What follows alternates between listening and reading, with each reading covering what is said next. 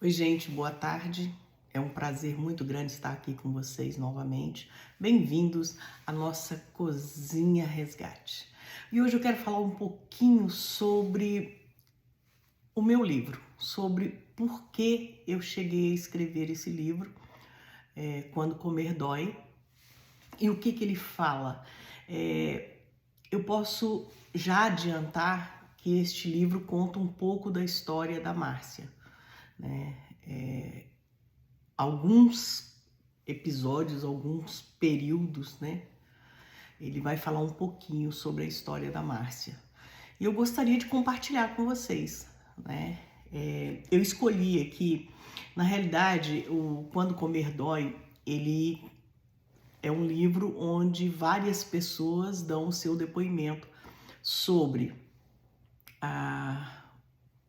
as dores da infância que fizeram um futuro duvidoso, um futuro de dor. São dores que na infância não foram curadas, né? E com o passar do tempo, isso se tornou uma porta aberta para uma depressão, para ansiedade e também para obesidade, né? Então eu gostaria de compartilhar um pouquinho com vocês e hoje eu escolhi uma história que aconteceu comigo e eu achei, depois que aconteceu esse episódio, eu comecei a ver como era importante as cicatrizes serem curadas, as feridas serem curadas, para que o amanhã não se torne uma porta aberta para um futuro cheio de dor, né?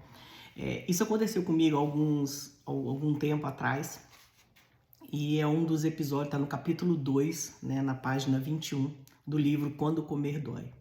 Certa tarde, eu estava sentado em um banco da praia, de onde eu observava o bater das ondas na areia, quando de repente uma senhora de meia idade se sentou ao meu lado. Observei como ela estava ofegante e muito suada, talvez por conta do excesso de peso e da enorme bolsa que carregava nos ombros. Isso foi muito interessante, porque eu estava ali num final de tarde, justamente para botar os meus pensamentos em ordem. Eu sempre gostei muito de caminhar pela praia, de quando eu queria ver a minha visão além dos olhos, eu gostava de sentar ali, de observar. E essa praia, ela se tornou muito presente, porque quando eu comecei a escrever esse livro, era um lugar para onde eu ia e ficava horas ali olhando, vendo o movimento, vendo as pessoas, imaginando cenas, imaginando a situação, porque aquilo me enchia de esperança, me enchia de vontade, né, de colocar para fora dores também que me machucaram, que transformaram a minha vida como as ondas do mar, altos e baixos. A bela mulher me cumprimentou com um sorriso meio amarelo no canto da boca, que eu devolvi sem muito entusiasmo. Logo começou a comer os seus biscoitos, que gentilmente me ofereceu. Eu agradeci e não aceitei. Fiquei observando a rapidez como ela devorava aquele pacote de biscoitos, junto com um grande refrigerante. De repente começou a me contar a sua história. No início, eu me senti desconfortável, pois eu não a conhecia e estava ouvindo partes muito sofridas e íntimas da vida daquela mulher. E logo ela se apresentou como April. Ela falava muito rápido e só dava uma pausa para saborear os seus biscoitos. Filhas de pais separados, o pai era dependente químico e estava preso, e a mãe parecia se esconder de tudo para evitar a sua dor. Nunca se casou e afirmou ter nojo dos homens. Naquele momento eu senti vontade de me levantar e sair dali o mais rápido possível. Mas algo me segurava naquele banco, naquela tarde, naquela praia. April me contou que as coisas não eram muito fáceis, pois odiava o trabalho, o carro era velho e grande demais, os sapatos apertavam e não gostava do lugar onde ela morava. Me falou da infância triste e solitária. E quando o olhar dela pairou sobre as águas do mar, eu entendi o suspiro longo que ela deu. Porém, ela rapidamente mudou de assunto e continuou a beber o seu refrigerante. Uma coisa que me deixou profundamente sensibilizada foi que a vida que a gente leva hoje é uma vida tão corrida, é uma vida tão cheia de afazeres, família, trabalho, casa, dirigir, e às vezes a gente se esquece de ouvir a voz de uma pessoa que está do teu lado e ela está sofrendo, e eu tenho certeza que o que ela fez ali foi um desabafo, porque ela já não estava aguentando segurar. E realmente é uma dor que dilacera a alma. A violência infantil,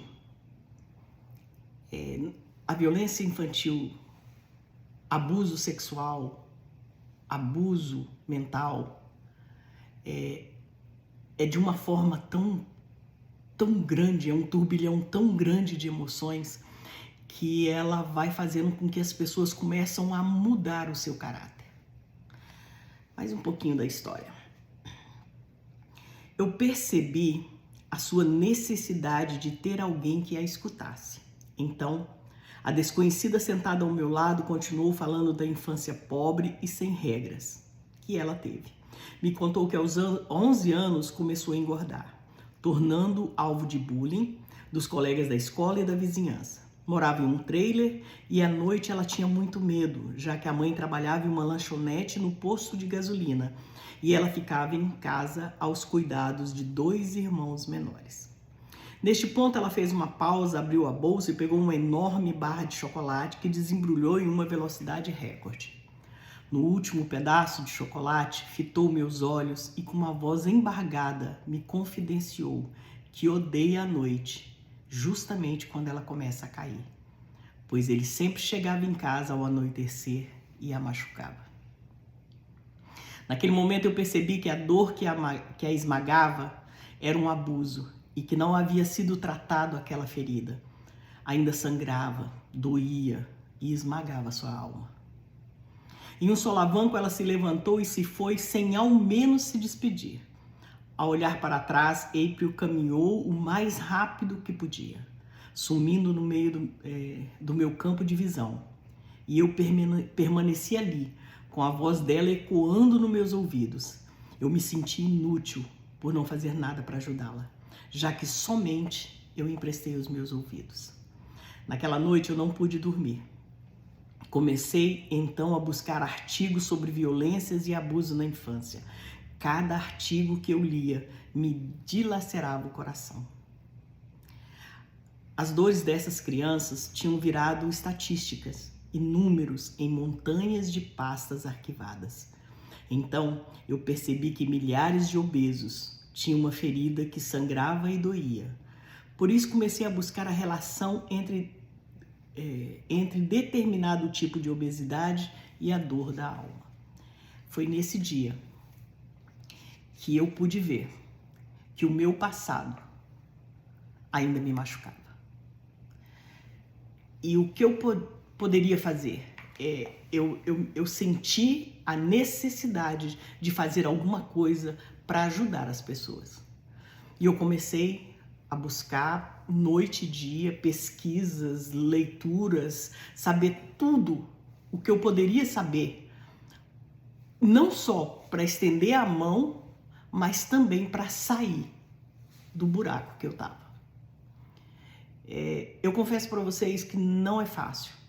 Não é fácil perceber quando a criança começa a dar o seu grito de alerta.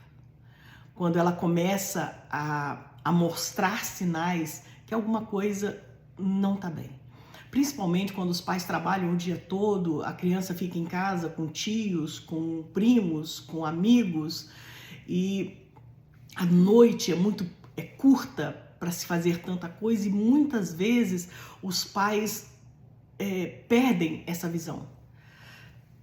E uma das coisas que eu decidi fazer esse canal, que é a Cozinha Resgate, é que por mais estranho que pareça, quando você resgata a cozinha, quando você traz a mesa para o centro da casa, você vai perceber coisas que até então você não via antes, como a tristeza de uma filha, ela está indo mal na escola, o filho não está bem, está rebelde, e naquele momento, ali naquela conversa na mesa, a criança ela vai tomando de volta, né, aquela confiança de poder abrir o seu coração e contar o que está se passando.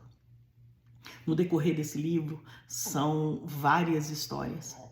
Pessoas que são hoje ainda meus clientes, pessoas que foram meus clientes, pessoas que passaram pela minha vida e mostram nitidamente que a dor da alma, se ela não é tratada, ela pode levar uma pessoa ao desespero, à obesidade, ao suicídio e à tristeza crônica.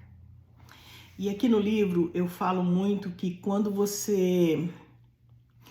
comer, ele deixa de ser um prazer, ele se transforma num antidepressivo. E é nesse momento que os nossos olhos têm que estar alerta para saber o que realmente está acontecendo na nossa casa, o que está acontecendo com nossos filhos, para que você possa ajudá-los, né? Talvez você fale assim, mas eu não tenho capacidade para isso. Tem sim. Então, talvez não esteja muito ligado, você pode perguntar o que tem a cozinha a ver com dores da infância não tratadas. Tem muito, porque antigamente quando a cozinha era o centro da atenção da casa, era o coração de um lar, era ali que as pessoas podiam olhar nos olhos, podiam conversar, podiam saber. Os pais conheciam tão bem os seus filhos e podiam ver ali o retrato da mudança. Eu não estou dizendo para você largar o seu trabalho, para você mudar a sua vida, não. Mas começa a resgatar essa cozinha, começa a resgatar essa mesa, onde ali ao redor as pessoas podem honestamente saber o que está acontecendo e, de repente, saber no início e poder ajudar de uma forma sobrenatural. Eu agradeço vocês por estarem aqui comigo e nós vamos continuar falando sobre isso, sobre esses desabafos que tem no livro Quando Comer Dói e sobre a minha experiência, tá? A minha história. E claro, nós vamos fazer dessa cozinha um ponto de encontro. Um grande abraço, fiquem com Deus, até a próxima.